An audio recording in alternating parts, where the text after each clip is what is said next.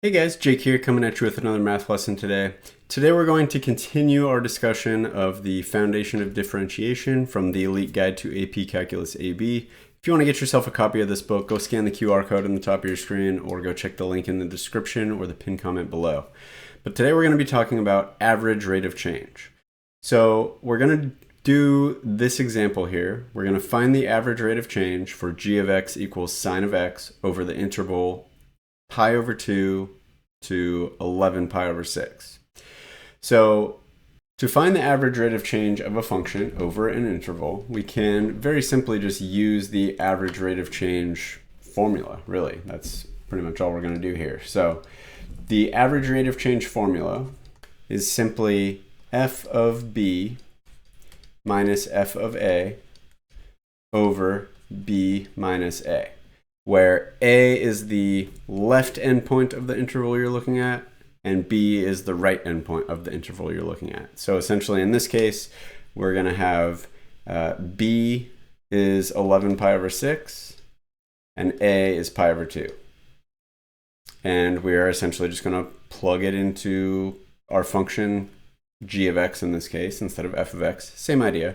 We're just going to plug our second x value in to our function, figure out what that output is, plug our first x value in, figure out what that output is, and then divide by b minus a. So in this case, that'll essentially just be plugging in 11 pi over 6 into sine. So sine of 11 pi over 6 minus plugging in our left endpoint, our first x value, pi over 2, in for x. So sine of pi over 2 divided by our second endpoint minus our first endpoint. So 11 pi over 6 minus pi over 2. And then essentially simplify from here. So I'm not going to go into how to find what sine of 11 pi over 6 and sine of pi over 2 is. I have made a pretty detailed unit circle, a couple of very detailed unit circle videos. If you want to check those out, I'll put an info card up at the top there.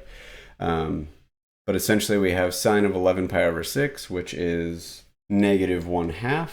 And then we have minus sine of pi over 2, which is 1. And then on our denominator, we still just have 11 pi over 6 minus pi over 2. So negative 1/2 minus 1 would give us negative 3/2.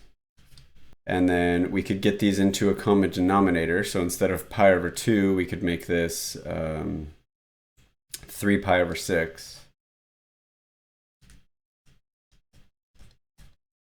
And then we have 11 pi minus 3 pi is 8 pi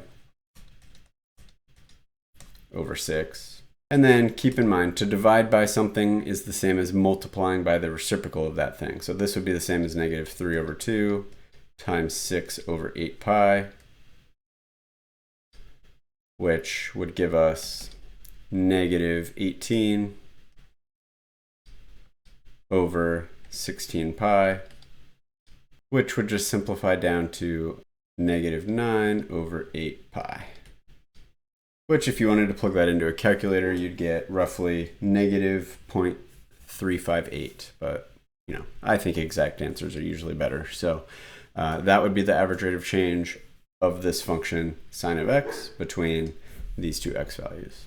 So I hope you found this video helpful. If you did, be sure to hit that like button, subscribe to my channel. I'll continue going through lots of different topics and problems in the Elite Guide to AP Calculus AB in the coming weeks. So be sure to come back for those, and I'll see you next time. Thanks.